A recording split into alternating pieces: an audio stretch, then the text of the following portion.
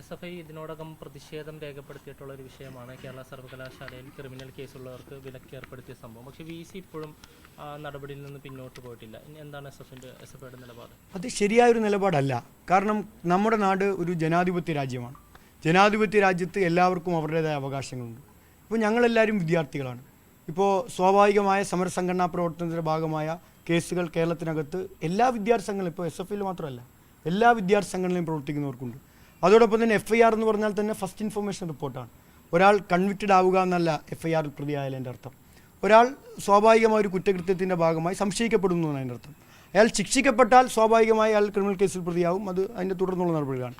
പക്ഷേ ഒരാൾ ഇങ്ങനെ സംശയാസ്പദമായി ഒരു കേസിൽ പ്രതിയേർക്കപ്പെട്ടാൽ തന്നെ ഒരു വിദ്യാഭ്യാസ സ്ഥാപനത്തിൽ പഠിക്കാൻ അയാൾക്ക് അവകാശമില്ല എന്ന് പറയുന്നത് ശരിയായ ഒരു ജനാധിപത്യമായ രീതിയല്ല.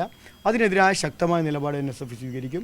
SFIയുടെ പ്രതിനിധികൾ സർവകലാശാല സിൻഡിക്കേറ്റിലുണ്ട്, സർവകലാശാല സെനറ്റിലുണ്ട്. അവർ ആ ഔദ്യോഗിക ബോഡിയിൽ തന്നെ അതിൻ്റെ പ്രതിഷേധം തുടർന്ന് അറിയിക്കും. അവർ ആ നിലയിൽ തന്നെ അതിൻ്റെ പ്രതിഷേധം മുന്നോട്ട് കൊണ്ടുപോകും. പുറത്ത് വിദ്യാർത്ഥികളെ സംഘടിപ്പിച്ച് തന്നെ അതിന് ശക്തമായ പ്രതിഷേധവും അതോടൊപ്പം തന്നെ അത് മാറ്റാൻ ആവശ്യമായ ഇടപെടലും SFI നടത്തും. പക്ഷേ നിർഭാഗ്യവശാൽ പ്രധാനപ്പെട്ടൊരു കാര്യം, ഇത്തരം ഔദ്യോഗിക ബോഡികളൊന്നും വിളിച്ചു കൂട്ടാൻ പണ്ട് തയ്യാറാവാത്ത പോലെ ഇപ്പോഴും തയ്യാറാവുന്നില്ല എന്നൊരു പ്രശ്നം അവിടെ നിലനിൽക്കുന്നുണ്ട്. ഇത് അംഗീകരിക്കാൻ കഴിയാത്തതാണ്. അത് പൊതു സമൂഹത്തിനും അതോടൊപ്പം തന്നെ ജനാധിപത്യ സമൂഹത്തിനും അംഗീകരിക്കാൻ കഴിയാത്ത നടപടിയാണ് അദ്ദേഹം സ്വീകരിച്ചിട്ടുള്ളത്.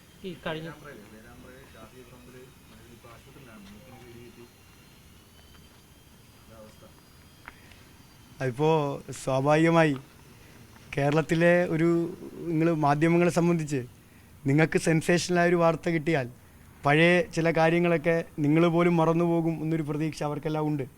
ഇപ്പോൾ പുതിയ ഈ സാഹചര്യത്തിൽ വൈറ്റ് വാഷ് ചെയ്ത് പഴയൊരു ആളെ ഇറക്കിയിട്ടുണ്ടല്ലോ, നിങ്ങൾ കണ്ടല്ലോ ഇന്നത്തെ പ്രധാനപ്പെട്ട വാർത്തയല്ലേ. നിങ്ങൾ പല ചോദ്യങ്ങളും ചോദിക്കുമ്പോൾ ആ ചോദ്യങ്ങളിൽ നിന്നെല്ലാം ബുദ്ധിപരമായി ഒഴിഞ്ഞുകൊണ്ടിരുന്ന ഒരാൾ ഇപ്പോൾ താൻ വില്ലാളി വീരനെ പോലെ ഷാഫി പറമ്പിൻ്റെ മറവിൽ പ്രത്യക്ഷപ്പെട്ടിട്ടുണ്ട്. അപ്പോൾ ഇതൊക്കെ തന്നെയാണ് ഉദ്ദേശം എന്ന് നമ്മൾ മനസ്സിലാക്കുക. കേരളത്തിനകത്ത് സമാധാനാന്തരീക്ഷം തകർക്കുക എന്നുള്ളതാണ് ഇവരുടെ എല്ലാ ഉദ്ദേശം. ആ ഉദ്ദേശം അവർ നടപ്പിലാക്കുന്നു. അതിൻ്റെ മറവിൽ കേരളത്തിനകത്ത് ഇവർക്കെതിരായി വരുന്ന രാഷ്ട്രീയ ആരോപണങ്ങളെ എങ്ങനെ രക്ഷപ്പെടാൻ കഴിയും എന്ന ഗൂഢാലോചനയാണ് ഇവർ നടത്തിക്കൊണ്ടിരിക്കുന്നത്. അപ്പോൾ ഒന്നിനെ മറയ്ക്കാൻ മറ്റൊന്ന് ഉപയോഗിക്കുക എന്നുള്ളത് അവരുടെ തന്ത്രമാണ്. ഇപ്പോൾ സ്വാഭാവികമായി നിങ്ങൾ സാധാരണഗതിയിൽ ഒരു യൂത്ത് കോൺഗ്രസ്സുകാരനോട് ചോദിക്കേണ്ട ചോദ്യം, വയനാടിന് വേണ്ടി യൂത്ത് കോൺഗ്രസ്സുകാരൻ പിരിച്ച ഫണ്ട് എവിടെയെന്നാണ്. ആ ചോദ്യം ചോദിക്കാതിരിക്കാൻ വേണ്ടി അവർക്ക് പുതിയ വിഷയങ്ങൾ വേണം, സ്വാഭാവികമാണ്. അപ്പോൾ അത് അവർ ചെയ്തുകൊണ്ടേയിരിക്കും.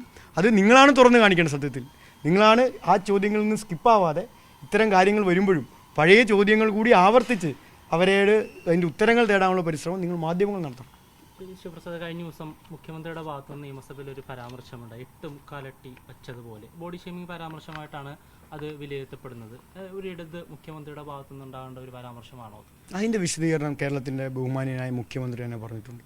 സഭയിൽ നടത്തിയ അക്രമം ഒരു ആവശ്യവുമില്ലാതെ കേരളത്തിലെ നിയമസഭ, അതിൽ SFIക്ക് പ്രത്യേകമായി പറയാനുള്ളത്, ഇത് ആ നിയമസഭാ സാമാജികർ തന്നെ പറഞ്ഞുകൊണ്ടിരുന്നൊരു കാര്യമാണ്. ആ നിയമസഭയിലെ അതിനോടനുബന്ധിച്ച ദിവസങ്ങളിൽ നിന്ന് നോക്കിയാൽ കേരളത്തിലെ വിദ്യാർത്ഥികൾ, അവരാണല്ലോ ഞങ്ങളെ സംബന്ധിക്കുന്ന പ്രധാനപ്പെട്ട കൺസേൺ, കേരളത്തിലെ വിദ്യാർത്ഥികൾ എന്താണ് കേരളത്തിൻ്റെ നിയമസഭയിലെ ജനാധിപത്യ ചർച്ചകൾ എന്ന് അറിയാൻ പഠിക്കാൻ നിയമസഭയിലേക്ക് വരുന്ന ഘട്ടമാണ്. ആ ഘട്ടത്തിലാണ് ഒരു വിഷയങ്ങളുമില്ലാതെ യാതൊരു തരത്തിലും ഒരു നിലയിലും ആ നിലയിലൊരു സമരം നടത്തേണ്ട പശ്ചാത്തലമില്ലാതെ തികച്ചും ഈ കേരളത്തിൻ്റെ ജനാധിപത്യ വേദിയായ നിയമസഭയെ അവഹേളിക്കുന്ന നിലയിൽ പ്രതിപക്ഷം സമരങ്ങൾ സംഘടിപ്പിക്കുന്ന നമ്മൾ കണ്ടത്. ആ പ്രതിപക്ഷ സമരങ്ങളുടെ പ്രസക്തി എന്താണ്? എന്തെങ്കിലും പ്രസക്തിയുണ്ടോ? നമ്മൾ ഈ കേരളം ചർച്ച ചെയ്യേണ്ട എന്തെങ്കിലും പ്രസക്തിയുണ്ടോ? ആ ഒരു പ്രസക്തിയുമില്ലാത്ത പ്രതിപക്ഷ സമരങ്ങൾ വിദ്യാർത്ഥികൾക്ക് മുന്നിൽ അതിൻ്റെ പരിധിയെല്ലാം കടന്ന് ഇതാണ് നിയമസഭ എന്നൊരു ചിത്രം വരുന്ന നിലയിൽ പോലും മാറിയില്ലേ? അതൊന്നും ഒരു കാരണവശാലും ആ സമരങ്ങൾ ആ നിലയിൽ നമുക്ക് സമരങ്ങൾ എല്ലാ ഘട്ടങ്ങളിലും എല്ലാവരും സംഘടിപ്പിക്കുന്നതാണ്. പക്ഷേ അങ്ങനെ ഒരു ഉയർന്ന നിയമസഭയുടെ അന്തസ്സിനെ പോലും ചോദ്യം ചെയ്യുന്ന നിലയിൽ ഉള്ള സമരങ്ങൾ ഉണ്ടാവാൻ പാടില്ല. മുഖ്യമന്ത്രി നടത്തിയ പ്രസ്ഥാനം സംബന്ധിച്ച് അദ്ദേഹം തന്നെ വിശദമാക്കിയിട്ടുണ്ട്. അങ്ങനെ അദ്ദേഹം ആരെയെങ്കിലും വ്യക്തിപരമായി ആക്രമിക്കാൻ വേണ്ടി പറഞ്ഞതൊന്നും അല്ലെന്ന് അദ്ദേഹം തന്നെ വ്യക്തമാക്കിയിട്ടുണ്ട്. അങ്ങനെ അത് ഒരു നാടൻ രീതിയിൽ അദ്ദേഹം പറഞ്ഞ പ്രതികരണമാണ്. അത് ആ സഭയിൽ അന്നുണ്ടായ സാഹചര്യത്തെ ആസ്പദമാക്കി അദ്ദേഹം പറഞ്ഞതാണ്. അത് അദ്ദേഹം തന്നെ വിശദീകരിച്ചിട്ടുണ്ട്. അല്ല, അതൊക്കെ പറയുന്ന രീതിയിലായിരുന്നു. കാരണം കൈയില്ലാത്ത ഒരാൾ സന്ധി ചൊറിയുന്നത് കണ്ടില്ല എന്നുള്ള രീതിയിലുള്ള പരാമർശമാണ്.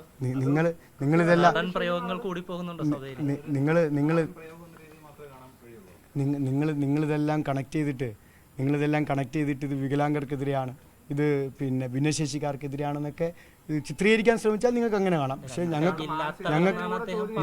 ഞങ്ങൾക്ക് അങ്ങനെ തോന്നിയിട്ടില്ല. രണ്ട് കൈയില്ലാത്തവരെന്ന് പറയുമ്പോൾ സ്വാഭാവികമായിട്ടും വികലാംഗർ എന്നുള്ള ഇതിലേക്കല്ലേ വരിക. അതെ, ഞങ്ങൾക്ക് നിങ്ങൾ പറഞ്ഞില്ലേ നിങ്ങൾക്ക് അങ്ങനെ ചിത്രീകരിക്കാനാണ് നിങ്ങൾ പരിശ്രമിക്കുന്നത്, നിങ്ങൾ അങ്ങനെ ചിത്രീകരിക്കുക. ഞങ്ങൾക്ക് പക്ഷേ അങ്ങനെ തോന്നിയിട്ടില്ല. അത് തന്നെ ഞാൻ പറഞ്ഞല്ലോ, ആ ഓരോ സഭയ്ക്കകത്തും ഇപ്പോൾ നിങ്ങൾ ഒരു പ്രസംഗത്തിൻ്റെ ഒരു ഭാഗം മാത്രം അടർത്തിയിട്ട് ഇതിനെ എങ്ങനെ വിലയിരുത്തുന്നു എന്ന് ചോദിച്ചാൽ എത്രയോ പ്രസംഗങ്ങൾ കേരളത്തിനകത്ത് അങ്ങനെ അടർത്തി മാറ്റി നമുക്ക് പരിശോധിക്കാൻ കഴിയും. ഞാൻ പറയട്ടെ, ഓരോ പ്രയോഗങ്ങൾ ഇങ്ങനെ അടർത്തി മാറ്റി ഓരോ പ്രയോഗങ്ങളെ സംബന്ധിച്ച് നിങ്ങളിങ്ങനെ അഭിപ്രായം ചോദിച്ചാൽ കേരള രാഷ്ട്രീയ ചരിത്രത്തിൽ എത്ര പ്രസംഗങ്ങൾ ഇങ്ങനെ അടർത്തി മാറ്റി ഭാഗങ്ങൾ എടുക്കാൻ കഴിയും? കേരളത്തിലെ പ്രതിപക്ഷ ഞാൻ തിരിച്ചു ചോദിക്കട്ടെ, കേരളത്തിലെ പ്രതിപക്ഷ നേതാവ് കേരളത്തിലെ ഒരു നിയമസഭാ സാമാജികനെ കള്ളൻ എന്ന് നിയമസഭയ്ക്കകത്ത് തന്നെ വിളിച്ചിട്ട് ഇന്ന് മാറ്റി പറഞ്ഞില്ലേ? അപ്പോൾ അതിൻ്റെ ക്രെഡിബിലിറ്റി എന്താ? അതിൻ്റെ ക്രെഡിബിലിറ്റി എന്താ? അതിൻ്റെ ക്രെഡിബിലിറ്റി എന്താ? ഒരു തെറ്റായ പ്രസ്താവന കേരളത്തിലെ നിയമസഭ നടത്തിയിട്ട് അത് പുറത്ത് കയ്യോടെ കളവോടെ പിടിക്കുമ്പോൾ അത് അങ്ങനെ പറഞ്ഞു പോയതാണ് എന്ന് പറയുന്നതാണോ നിങ്ങൾ പറഞ്ഞ ജനാധിപത്യ മര്യാദ? അതല്ലല്ലോ ഞാൻ പറഞ്ഞല്ലോ. ഞാൻ പറഞ്ഞു ഒരു പ്രസംഗത്തിൻ്റെ ഒരു മുഴുവൻ പ്രസംഗത്തിൻ്റെ ഒരു ഭാഗത്തെ മാത്രം അടർത്തിയെടുത്ത് ഇതാണ് ആ പ്രസംഗത്തിൻ്റെ അന്തസത്ത എന്ന് ചിത്രീകരിക്കുന്ന രീതി പൊതുവിൽ ഞാൻ പൂർത്തിയാക്കട്ടെ. ഒരു പ്രസംഗത്തിൻ്റെ ഒരു ഭാഗം മാത്രം അടർത്തിയെടുത്ത് ഇതാണ് ആ പ്രസംഗത്തിൽ ഉദ്ദേശിച്ചത്, ഇത് ഇന്ന ആളെ ഉദ്ദേശിച്ചാണ് എന്ന നിലയിൽ പറഞ്ഞ് ചിത്രീകരിക്കാൻ ശ്രമിക്കുന്നത് ശരിയല്ല. അദ്ദേഹം പറഞ്ഞ ആശയം എന്താണ് എന്ന് നിങ്ങൾക്കെല്ലാവർക്കും മനസ്സിലായിട്ടുണ്ട്, നമുക്കെല്ലാവർക്കും മനസ്സിലായിട്ടുണ്ട്. അതിനെ മറ്റൊരാൾ ചിത്രീകരിക്കാൻ നോക്കുന്നത് ആ രാഷ്ട്രീയ വിമർശനത്തിൽ നിന്ന് രക്ഷപ്പെടാൻ വേണ്ടിയിട്ടാണ്. അത് നിങ്ങൾ ബോധ്യപ്പെട്ടു. ആ പറഞ്ഞത് ഉദ്ദേശിക്കുന്നത് ആരെയാണ്? അത് വികലാംഗരെ അല്ല എന്ന് നമുക്കെല്ലാവർക്കും അറിയാം. അദ്ദേഹം സൂചിപ്പിച്ചതും വികലാംഗരെ പറ്റിയല്ല എന്ന് നമുക്കെല്ലാവർക്കും അറിയാം. അദ്ദേഹം പരിഹസിക്കാൻ ശ്രമിച്ചത് വികലാംഗരെ അല്ല എന്ന് നമുക്കെല്ലാവർക്കും അറിയാം. ആ പ്രയോഗം കേൾക്കുന്ന നമുക്കറിയാം. അദ്ദേഹം ഏത് വികലാംഗരെയാണ് പരിഹസിച്ചത്? അദ്ദേഹം ഒരു വികലാംഗരെയും പരിഹസിച്ചില്ല. അദ്ദേഹം പ്രതിപക്ഷത്തെയാണ് പരിഹസിച്ചത്.